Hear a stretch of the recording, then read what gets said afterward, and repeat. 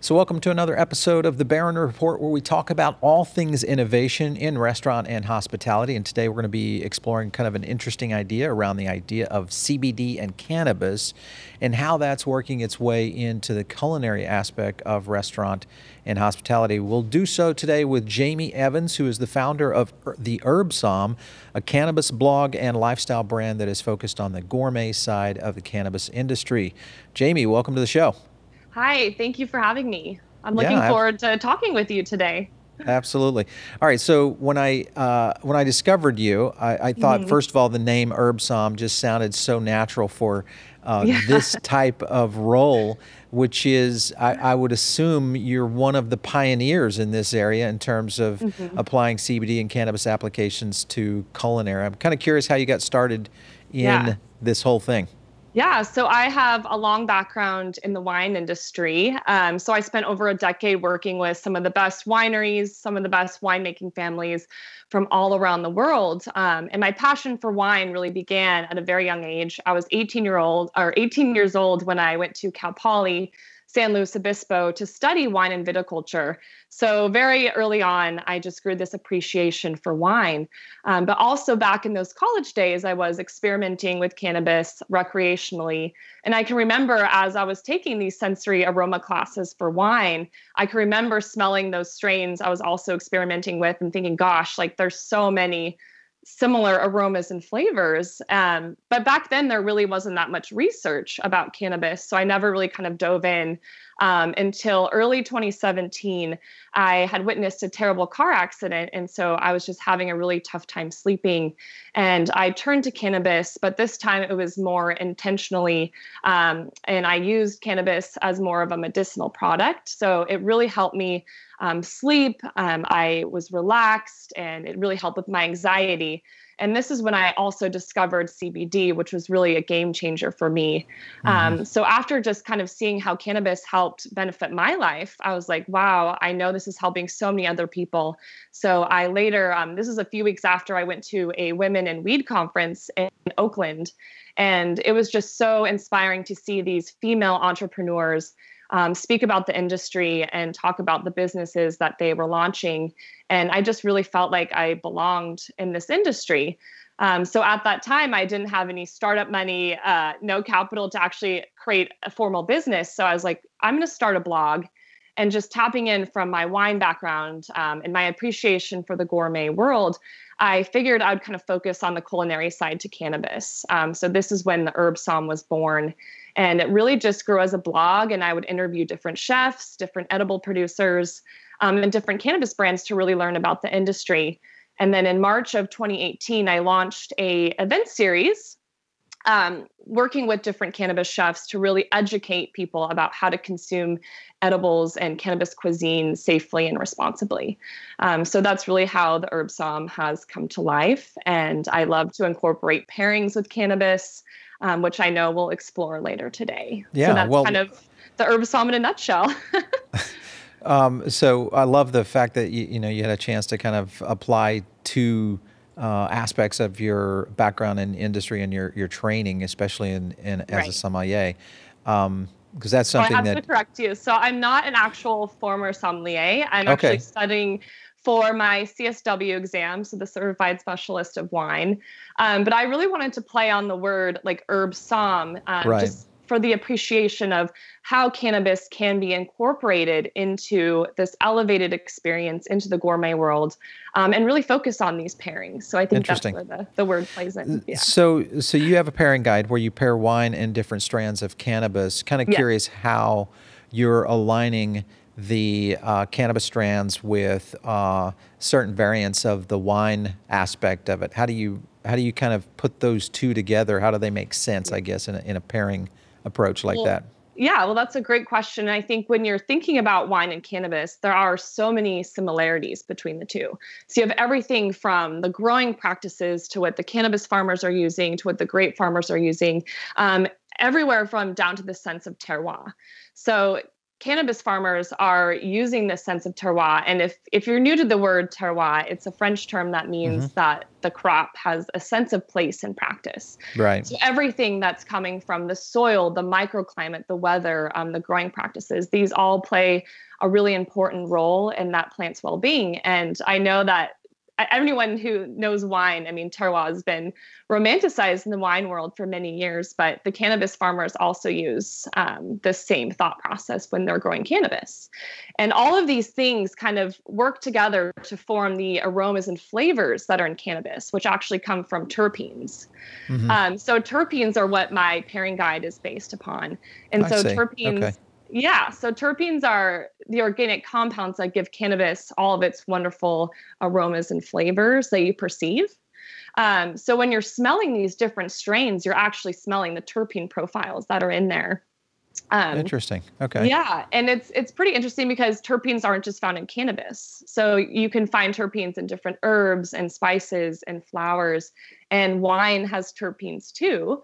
It actually has 50 different terpenic compounds, many of which are the same as what is like the same terpenes that are in cannabis.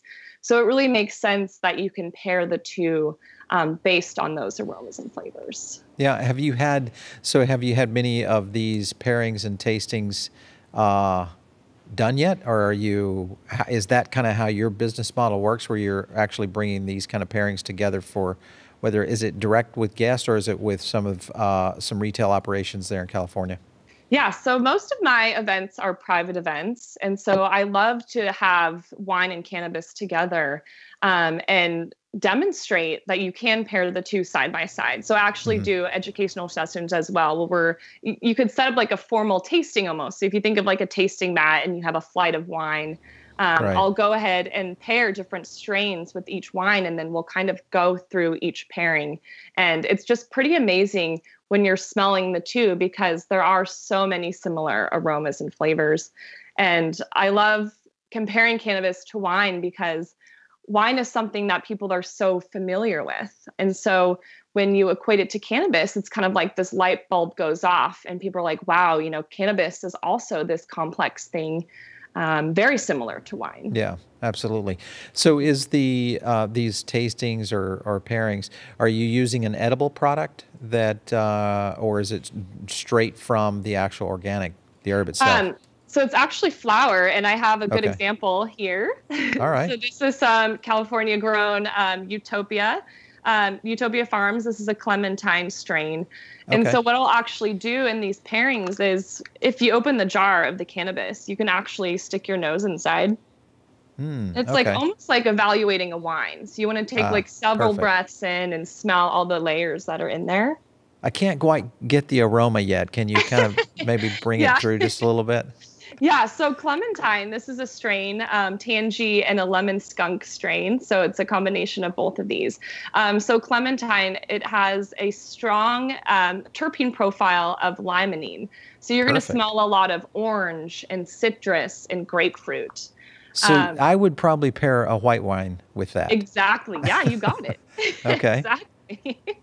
Yeah, so that's just an example of the type of pairings that I do, but it's just really fun to smell there's so many different strains out there, just like there are so many different grape varietals. So it's really fun to explore both of those things together.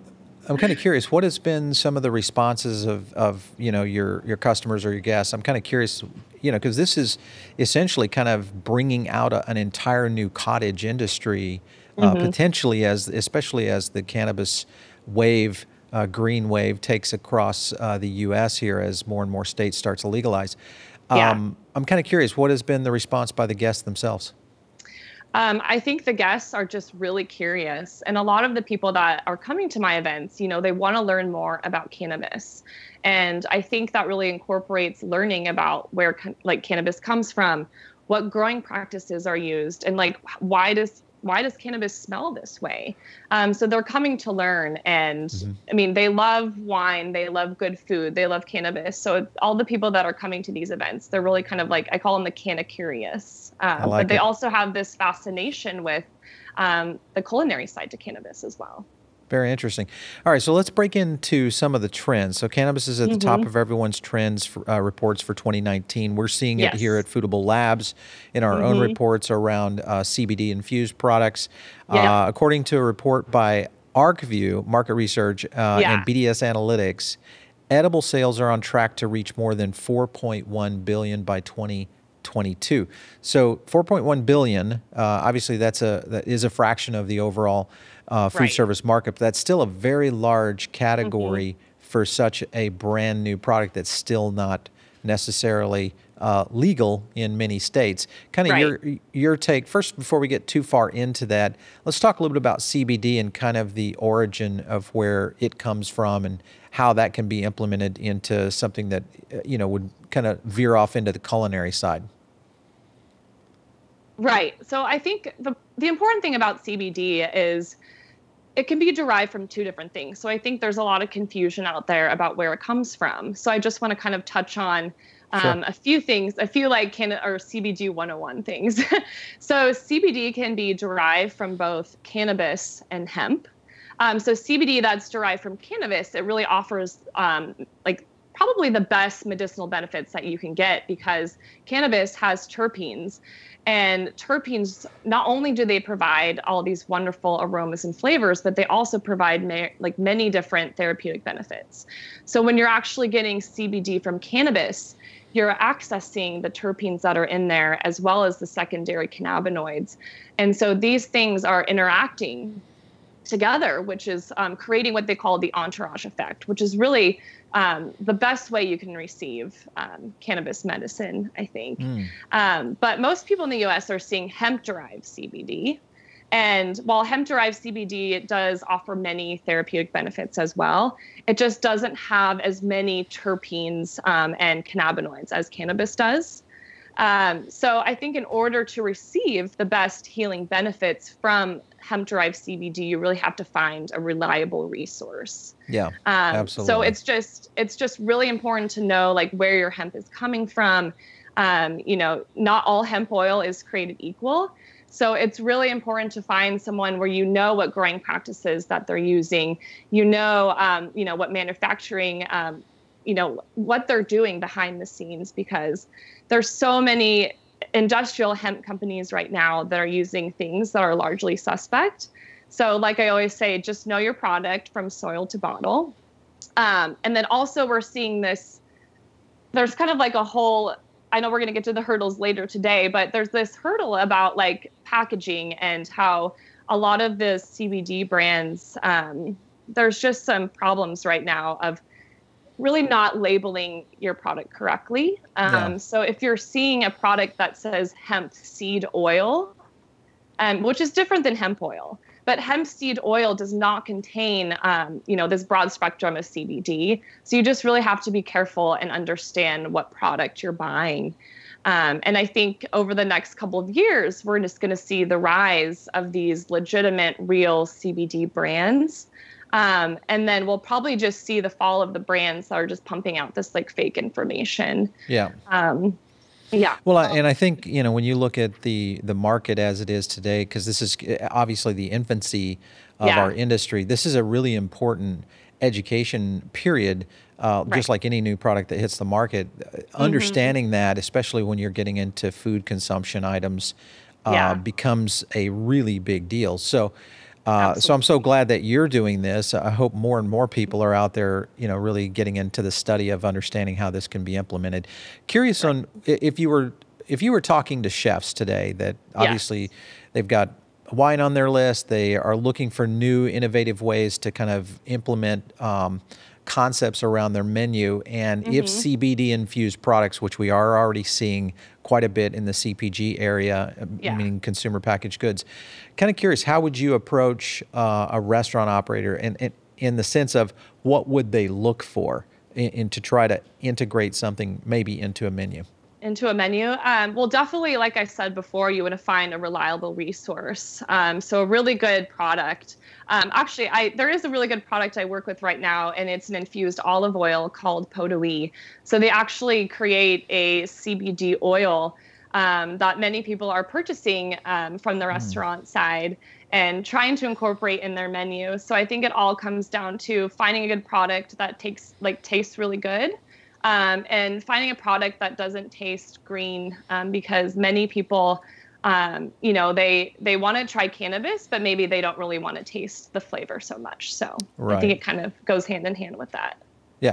Any other products or infusions that you feel, I mean, the infusion numbers, we had a Zuka, I think was the company name, on our podcast here a few months ago, and got a chance to talk to their founders. A pretty innovative sweetener that they're using for like a cocktail or a mixed drink, but they're also implementing this into a product that they can be used in, pastries and a variety of other aspects that require a sugar type product. Yep. Are there innovations that you're seeing around the infusion side of CBD that, from a food aspect, that you're kind of impressed with, other than maybe the olive oil company there? Oh yeah, there's a great company called Potley. And so what they've developed is an infused honey. So they have a THC honey as well as a CBD honey. And you can incorporate honey in many different recipes. I love to use it in tea at night. So you can just take a teaspoon and put it in your tea of the CBD honey. And it just, honey is such a great carrier for cannabinoids because it automatically gets into your bloodstream quickly. And so I really enjoy the honey the aspect of cannabis right now, and CBD. Let's talk, you kind of touched on the point of the hurdles that companies, packaged good companies, that some of these companies are facing. When you look at food, whether it's infusion or edibles, some of these products that are starting to make their way into the culinary aspect of the industry, what are some of the challenges that you think they're going to be facing over the next couple of years? Yeah, so I know I kind of touched on the consistent of packaging. So I think this is really what we're seeing in the CBD market right now. And just because it is such a gray area, brands are putting misleading information on their labels. So I think that's a hurdle that we're going to have to work through over the next couple of years. But it's interesting to see how, like, the regulated market here in California for cannabis, while this has been a really slow and painful process, now all of these brands are being tested, and all of the labels are correct. So like the regulated cannabis market is just kind of a snapshot of what, the CBD market will be one day. But it's just really important to know where your cannabis comes from, where your CBD comes from. And a great tip actually for finding a reliable resource is to find a reliable marketplace. So I know that, there's actually a website called easewellness.com, especially for hemp oil right now. But what they do is they vet every product that comes on their menu. That's so good. When you're purchasing from them, you're actually you're purchasing the real deal, a good quality product. Yeah, we have seen I think it's a company called Leafly, which is love Leafly, yeah. Yeah, they had kind of an interesting approach toward product analysis, which I think is what we are going to be looking for very soon is some certification, unless the FDA gets involved. But also, if you look at what's happening north of our borders in Canada, where edibles are now going to become legalized, obviously there's quite a bit of legal applications that are going to be dealt with, which I think could give us kind of a guidebook, to kind of start to introduce some of these products. And I do think that 2020, in terms of the political aspect, we're probably going to see a ton of candidates running on the legalization of marijuana and bringing it, into the states as pretty much a countrywide implementation. So when you think about all those things, let's assume that we get past the regulatory scenarios, and hopefully, these kinds of safety measures that are need to be built in products like this are all solved. Let's talk about one of the bigger categories, and that's beverage. Beverage is, especially when you get into infused. In our research, we had a chance to look at a ton of products this year where beverage seemed to be like the #1 thing that CBD infusions were occurring in. Why do you think that is? Well, I think the infused beverage category, this is super hot right now. And I think what makes infused beverages so attractive is because the consumer is just really familiar with the consumption process. And I think that we society where we love beverages. So it's definitely a category to keep your eye on. And as we know, there's some big business that are looking to get involved in this category as well. So I think in 2018, we heard Coca-Cola might be interested in investing in this category.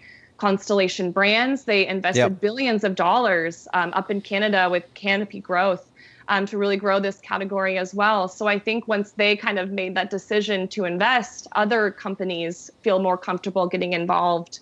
And I think we're going to start seeing a lot of infused sparkling beverages. We're already seeing some infused coffee, infused tea.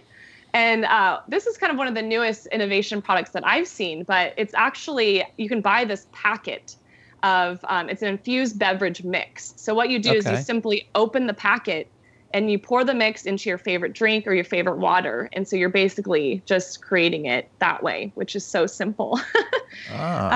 Interesting. Yeah. And Pepsi I think just bought a company that does that. I'm trying to remember the name of it though, but uses concentrate into water, and that would be a perfect product for Pepsi, especially when you look at the CPG aspect. Could you imagine this coming out in your Keurig CBD infused tea? Because they have all the different K-cups that you could use there. That would be a perfect match for this. And you've got a great distribution vein right there with Keurig and what they're doing. So I could see a ton of potential options here and kind of implementations of how CBD and eventually THC can start to make its way into food service and regular food packaged products.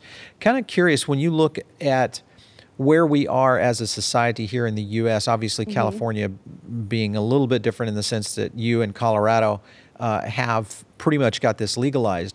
Right. If you look at the rest of the country, for the most part, other than a few other states that have it legal, what do you think has been the adoption rate? And do you feel that that is going to accelerate quickly? I mean, because they're really, next to prohibition, there's never really been a controlled substance released into the market, at least mass markets like this ever before in the history of the United States. So I'm kind of curious your thought on how consumer reaction is going to take hold across the country. Yeah, so I think in order for cannabis to really go national in the United States, so three things really need to happen. So decriminalization, legalization, and then of course normalization. So I think normalization will happen when cannabis kind of takes its rightful place in our modern society. So this means that cannabis is no longer shunned or excluded, or there's no longer the stigma that surrounds it. And so we're going to know when the stigma is gone, when cannabis is on the shelf, like alongside some of our favorite products. And I think CBD has been such a great introduction for many people to kind of learn about all the healing powers that cannabinoids have. And because it's non-psychoactive, it's such an easy first step to take. So I think CBD has been great at helping break this stigma. Yeah, very cool. Yeah. Exactly. So, and I love that, the fact that you can definitely see the transition, and as it does become more mainstream, obviously we'll see a lot more adoption, which will hopefully start to bring it into the food service side where we see it even more on menus. Kind of your thoughts on where the future are and is going when it comes to culinary cannabis. Where do you think are going to be the next steps? Yeah, so I think cannabis cuisine and cannabis restaurants are kind of the future. So this is interesting. So last month in December 2018, the city of West Hollywood granted several consumption permits where you can actually create cannabis restaurants. So among those permits, there's going to be 3 new restaurants opening in West Hollywood that are cannabis restaurants. So I think this is just kind of a snapshot of what the future could look like. So it's going to be really exciting to watch the development of these new restaurants, which I think are supposed to open in 2020. And I think we're also seeing the rise of the cannabis chef. And I think from a chef's perspective, cannabis is super interesting because it's this new unexplored ingredient that has all of these aromas and flavors that you can play around in a recipe.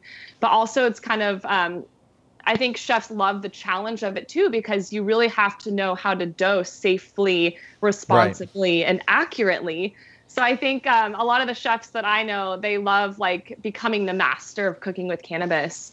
And I think a lot of chefs find that exciting right now. So just to sum it all up, I think the future of cannabis and cannabis cuisine is super bright. Yeah, absolutely. Well, that's why we're following it so closely here at Foodable. So I want to thank you so much for stopping in on the show today. Well, thank you for having me. Yeah, can't wait to catch more from you. All right, yeah, so if you come to California, I'll have to treat you to a cannabis cuisine experience. Absolutely. And as those restaurants open up in California, if you're hearing, obviously you're going to be catching a lot of the news there. If you see anything or feel like, hey, there's an opportunity here, just shoot us a line for sure. I will. All right. All right. So you guys listening in, whether you're on, watching us here on YouTube, or maybe you're catching us on one of our podcast apps, whether it's iTunes or maybe over on Spotify, make sure and leave a comment. That's the best way our producers and myself get a chance to understand what you guys want right here on the show here on Barron Report. And if you have an idea, make sure and send them to producer@foodabletv.com. We're going to be reporting more and more on CBD and the implementation of infused products like this. So make sure and stay tuned right here on the Barron Report. We'll catch you next week.